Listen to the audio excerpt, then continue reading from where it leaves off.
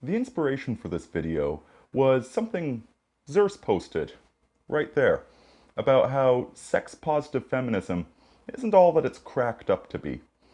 And this reflects something I've been thinking a lot about lately, partly inspired by something the author John C. Wright said.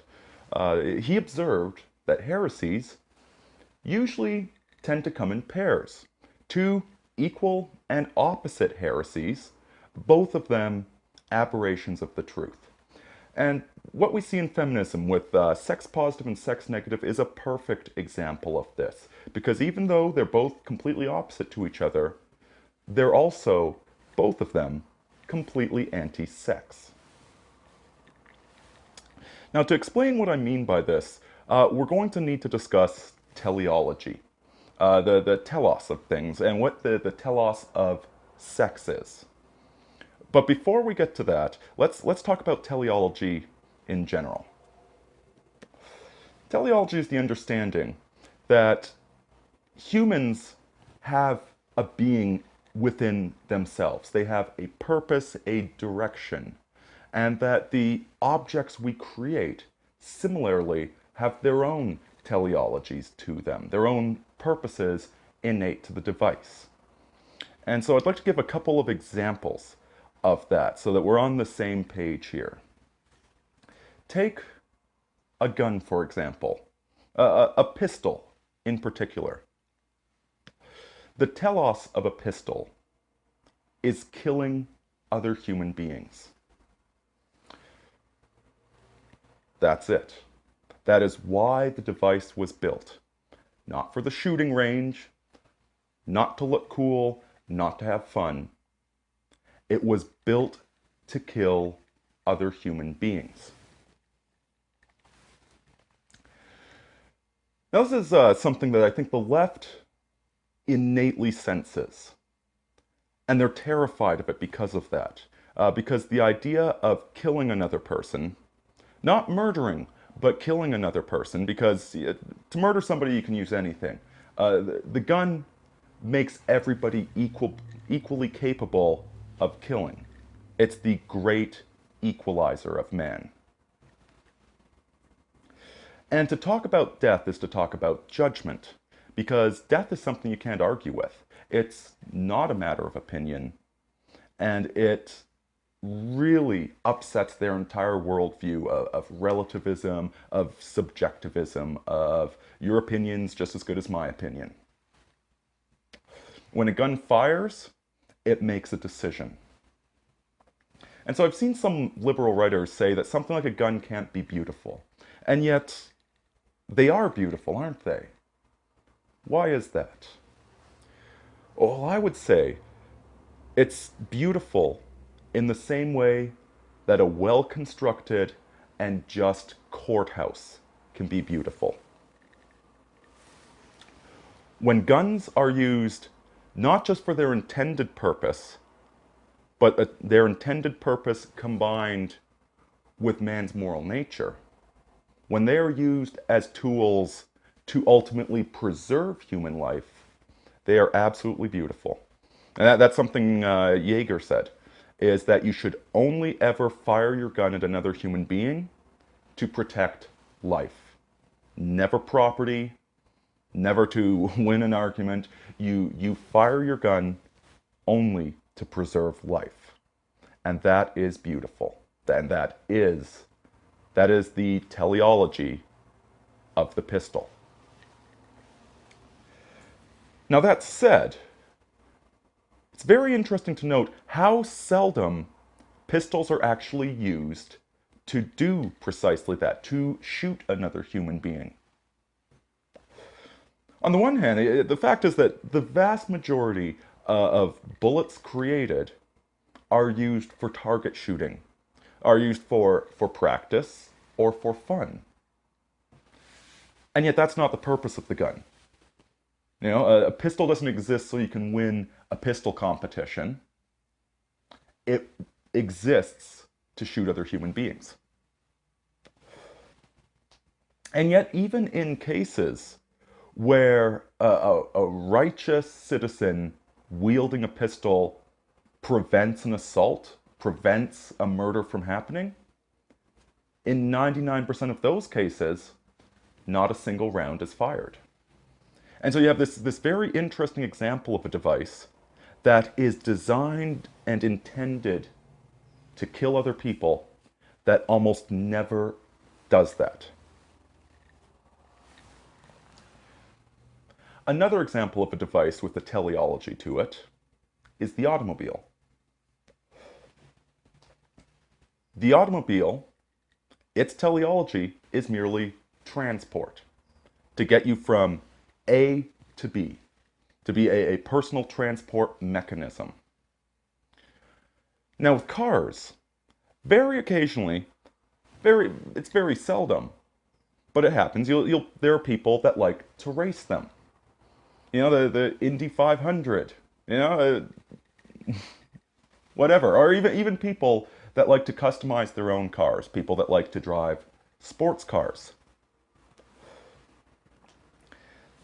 And yet, we see with sports cars in general, that nonetheless, even though they are designed to be very fast and look cool, their primary function, their true teleology, is still moving you from A to B. See, if you are building an actual race car to be used at the Indy 500, an actual race car is not something you would ever want to drive. The suspension is so stiff that your butt is going to be numb by within 20 minutes of driving it, because you're going to feel every bump on the road. There's not going to be any wasted space on a radio or on an air conditioning unit. The car is going to be absolutely bare bones and designed exclusively for speed. Actual sports cars, actual race cars, are not something you ever want to drive. And so the personal sports car, even if you're shelling out 200K on a Lamborghini, it is far too compromised to actually be a racetrack car. It is primarily a device to go from A to B while pretending you're on a racetrack, but at the same time surrounded by creature comforts. You can see it in the nature of things. How is this thing designed? What is its purpose? And even a very fast Lamborghini, its primary purpose is to move you from A to B in comfort, in luxury, and to do so as efficiently as they can get away with.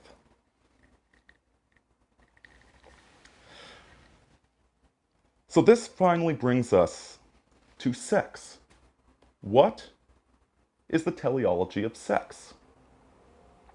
Well, I suggest we consider a few things when it comes to sex to ultimately discover its purpose. And the first thing I'd like to talk about is the attraction triggers that men and women have. They're unique attraction triggers to the other sex. Now with men are primarily attracted to youth and signs of fertility. High heel shoes mimic an aroused woman. The makeup makes a woman look younger, accentuates her secondary sexual features, etc.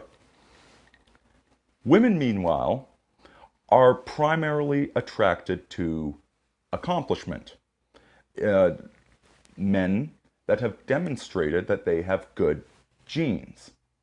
And so although they also will be more attracted to younger men, if all else equal, they'll want a younger guy rather than an older guy. But the accomplishment is far, far more important for what women are attracted to.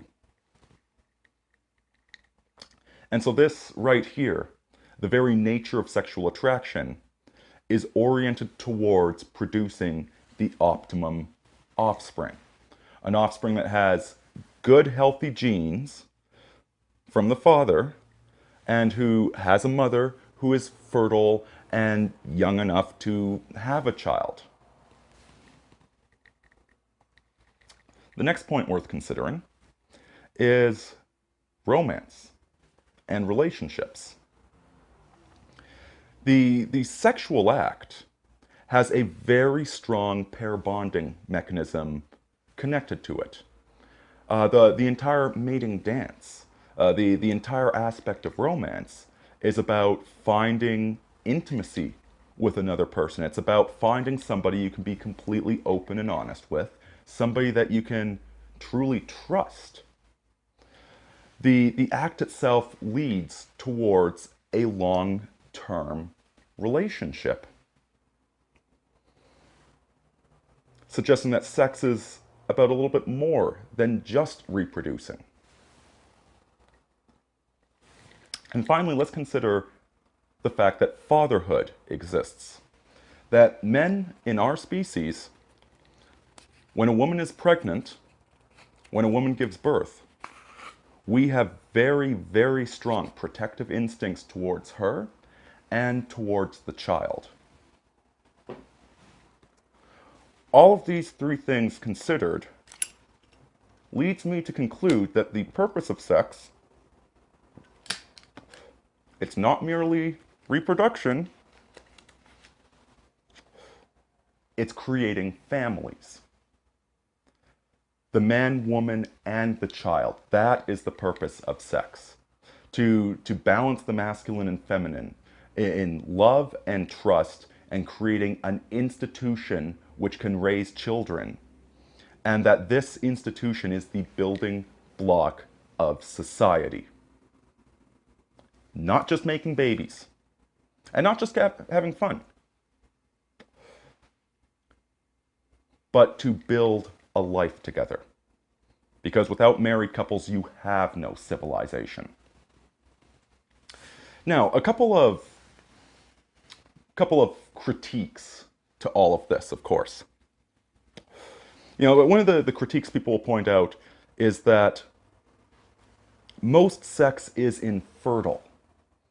You know, not just sometimes we'll bring up married couples where one of them or both of them are infertile, but the fact that the majority of sex that we have as a species is not productive. It is not fertile. A woman's only fertile for a few days every month, and yet sexual attraction exists throughout the month. Well, I refer you again to the pistol I was talking about earlier. See, a car, its teleology is transporting you A to B. Not moving fast. You get a jet engine if you want to move fast. It's to move you from A and B efficiently. Whereas the pistol, it's designed to kill people, but they seldom ever do.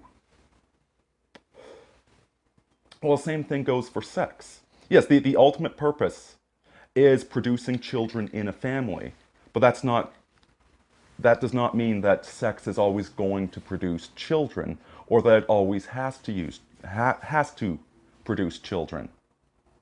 There is nothing wrong with taking your pistol and going to the range to practice, or even just going to the range to have fun, so long as you remember its ultimate purpose is killing people, and owning a pistol is a deep moral responsibility.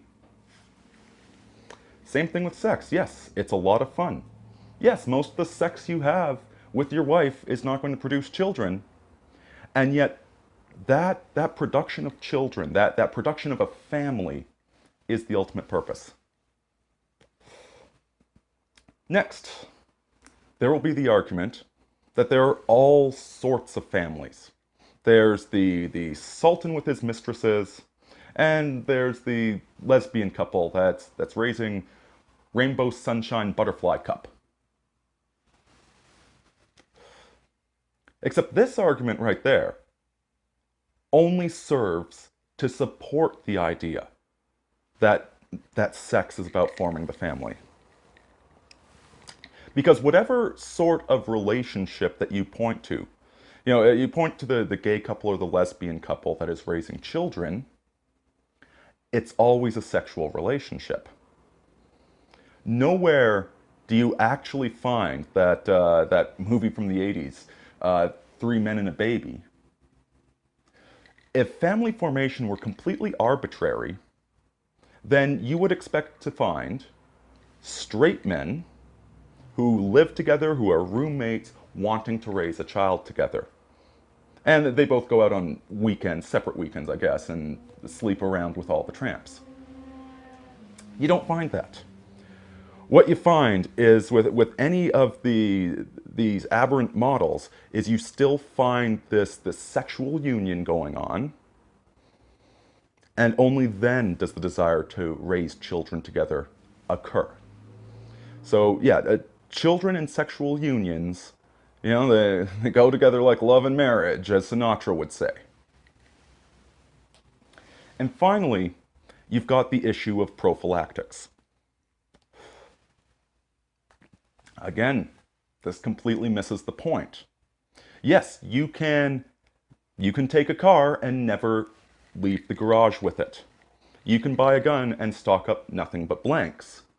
That doesn't change what the intended purpose of it was. To pair bond and create the family. Similarly with sex, you could just masturbate all the time. You're missing the point of it, if that's what you're doing.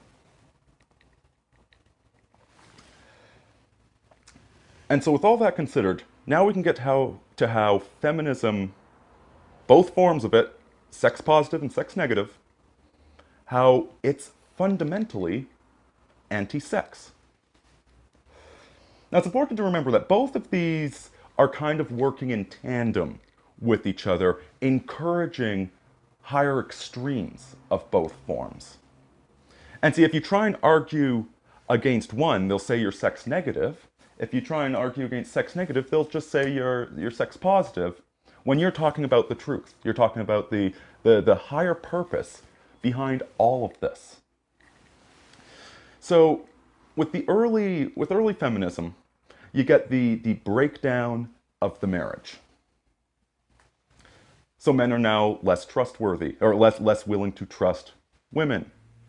And so men demand more and more from women before they'll commit. They want easier access to sex. And the women who give that easy access to sex wind up regretting it. Because again, sex positive, it's lots of fun when you're young and beautiful and you're in your 20s, but just completely ignoring the fact that having multiple partners makes it more difficult for you to pair bond with somebody. Completely ignoring that fact, if you spend your 20s just pursuing sex for fun, ultimately, when you're older and when you're a bit more burned out, that's when you're going to start looking for a real relationship. You're going to have wasted your youth pursuing all of this nonsense. Imagine going to university and spending the first 5 years switching major each year. Yeah, you can still major in something down the road, but you've just wasted all of that time because you got a few tingles. You had a little bit of fun with the whole thing. And so you get women that went through that, or women that see their sisters going through that, and women that are less attractive than other women, who are now, again, that unattractive woman in a previous era where we didn't have these particular problems going on, these particular heresies. Previous era, she could have found a guy. But with all of this completely uncontrolled sex going on, she is now forever alone. And so she gets embittered by the whole thing. She gets angry at men. She feels like she was exploited. Because deep down, psychologically, women know that their womanhood, their womb, is worth more than a cheap Friday night fling. They know that instinctively, deep down, deep subconscious. They try and believe otherwise, because again, the sex positive world of no responsibility sounds like an attractive place to live. Deep down, they know it. They get embittered. And so they start getting angry. And rather than get angry at themselves, or than get angry at those who misled them, they get angry at all the men who they slept with, because instinctively, deep down, they know they're worth more than that. That they should not be giving it up for free. But rather than admit their own mistake, they decide to blame the men for all of that. But whichever route you go down, if you go down the sex negative route, then you are just so embittered. You can't give yourself to the sexual experience fully. You are so angry about it that you're never going to have good sex. You just can't do it. And with the sex positive route, you'll have some really good orgasms. You'll have some really good individual sexual encounters, but none of it is ever going to go anywhere. And none of us are getting younger. None of us are getting more attractive. So you've put yourself on this slowly declining roller coaster. Rather than a man and woman coming together, growing old together, becoming part of the community, and loving each other more deeply and intensely with each year that passes, you had some fun times in your 20s and 30s. So both of these stances, when you come right down to it, are anti-sex. They are anti-man, anti-woman, and anti-child, and anti-life. Whether you're sex positive or sex negative, you're following the trail to dusty death. And I'd recommend you get off it. Yeah, folks.